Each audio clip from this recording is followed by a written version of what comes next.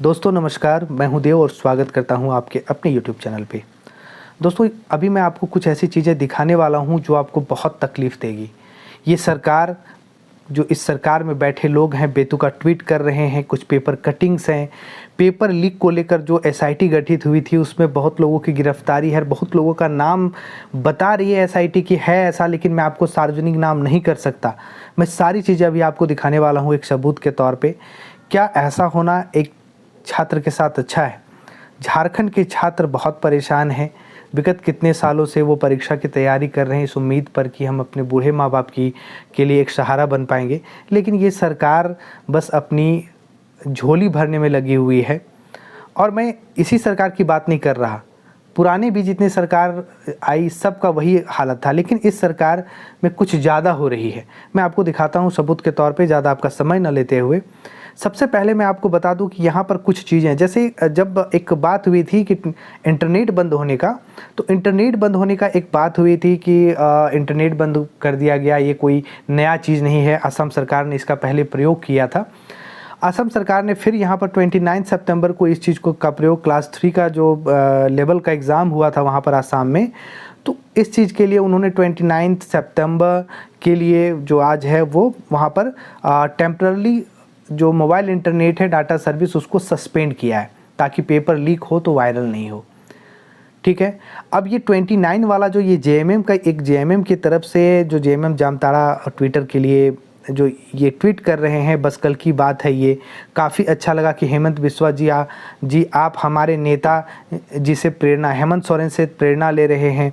Note, BJP Jharkhand के प्रवक्ताओं से आग्रह है, आसाम जाके छाती पीटिए, झारखंड में ध्वनि प्रदूषण मत कीजिए। ठीक है, आप अपना, आपका ये पक्ष विपक्ष चलता रहेगा, लेकिन आप जिस पे काउंटर कर रहे हैं, जिस मोबाइल इंटरनेट की बात कर रहे हैं, मैं आपको बताऊं JMM के नेताओं, ये 29 वाला प्रयोग अभी हेमंत सोरेन को देकर हेमंत बिस्वा ने ही नहीं किया है। ये पहले भी हो चुका है 22 में, और ये 22 वाली रिपोर्ट आप ही के JMM के जो सुप्रीमो है भट्टाचार्य साहब, वो बता रहे हैं कि 22 में ये पहले कर चुकी है, उसी को देखकर ये झारखंड सरकार कर रही है। तो फिर आप किस हिसाब से यहाँ बोल रहे हैं कि हेमंत सोरेन से हेमंत बिस्वा जी सीख रहे हैं? और दूसरी बात, अगर इंटरनेट बंद हुआ है वहाँ पर, तो वहाँ पर ना 22 में इस तरह की बातें लीक में हुई थी, ना आज किसी तरह से यहाँ पर लीक की कोई ऐसी खबर आई है। उसके बाद भी कोई वायरल की खबर नहीं आई है कि लीक हुआ था, बंद इंटरनेट की वजह से वो वायरल नहीं हो पाया। ऐसा पहले भी नहीं हुआ, ऐसा अब भी नहीं हुआ। लेकिन यहाँ पर क्या हुआ, यहाँ ऐसी घटनाएं हो चुकी है। तो बेतुका ट्वीट आप ऐसी सरकार को नहीं करना चाहिए। पता नहीं इसके IT सेल में या फिर ऐसे कैसे लोग बैठे हुए हैं, अनपढ़ लोग हैं। अब मैं एक चीज़ बहुत इंपॉर्टेंट आपको दिखाने वाला हूँ। ये पेपर का कटिंग देखिए दोस्तों, इसमें आयोग कह रही है कि पेपर लीक का जो साक्ष्य है, पेपर लीक का जो साक्ष्य है जिस CD में दिया गया था वह ब्लैंक है।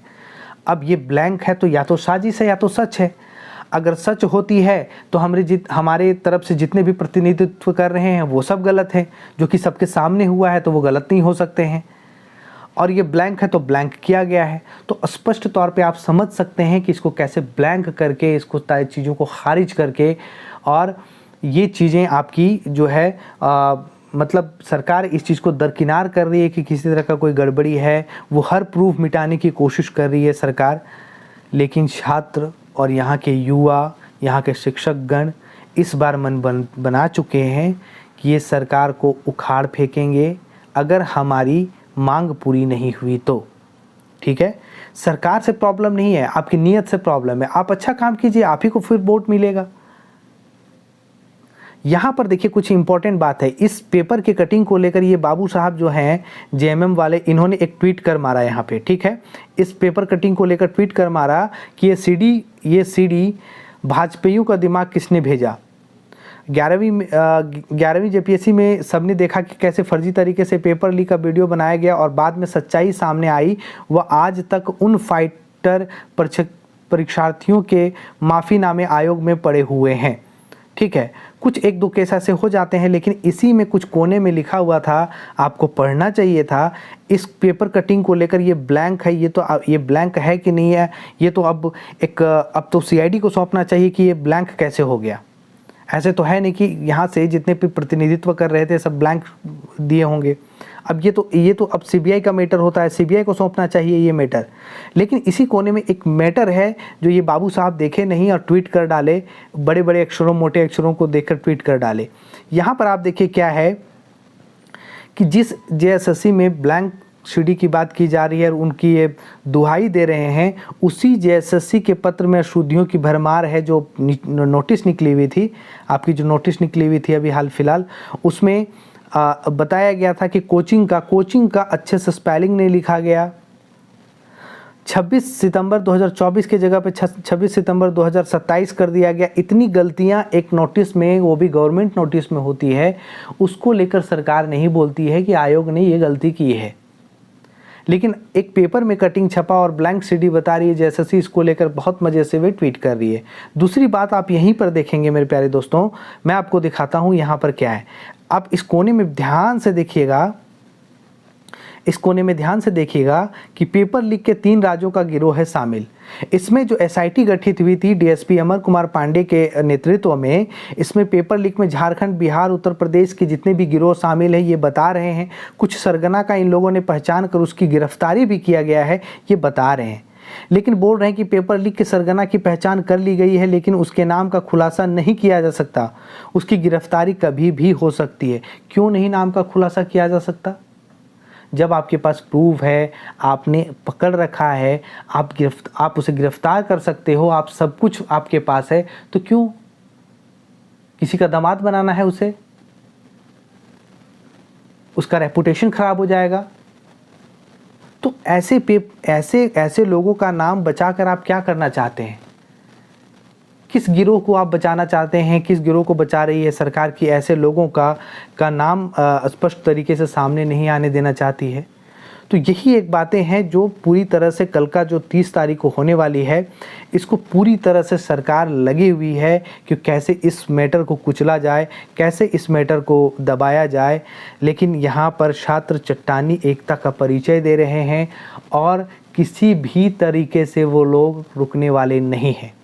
और मैं थोड़ा सा आग्रह करना चाहूँगा, सभी जितने भी कोचिंग संस्थान हैं उनसे आग्रह करना चाहूँगा कि कल के दिन, जैसे ये वीडियो पहुँच रहा है तो ठीक है, कल जेपीएससी और जेएसएससी से संबंधित जितने भी ऑफलाइन और ऑनलाइन क्लासेस हैं सभी को सस्पेंड कीजिए। सभी कल ऑनलाइन ऑफलाइन क्लासेस प्लीज़ मत लीजिए, जिससे ज़्यादा से ज़्यादा छात्र वहाँ तक पहुँच पाएँ।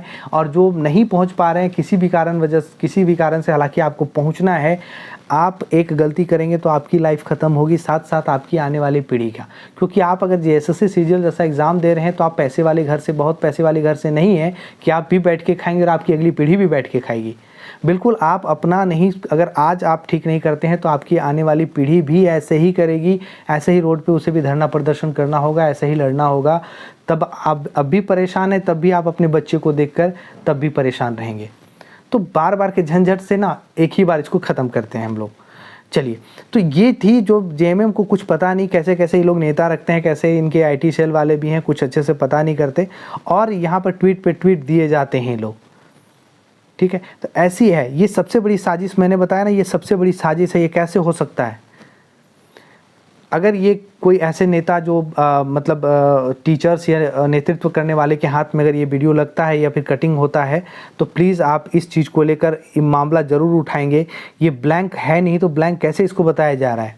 इसको लेकर आप सीबीआई जांच करवाइए कि मांग कीजिए कि नहीं, ये ब्लैंक हमने जमा किया ही नहीं तो ब्लैंक है कहाँ से? ये एक साजिश है, ये सच में ब्लैंक है, ये देने वाले ही जानते हैं। ठीक है, और मैं सभी का सपोर्ट करता हूँ। इस वीडियो को जो भी लोग देख रहे हैं, प्लीज़ अगर आप बाहर हैं तो आप ऑनलाइन कमेंट या ट्विटर के माध्यम से जितने भी है उसको सपोर्ट कीजिए।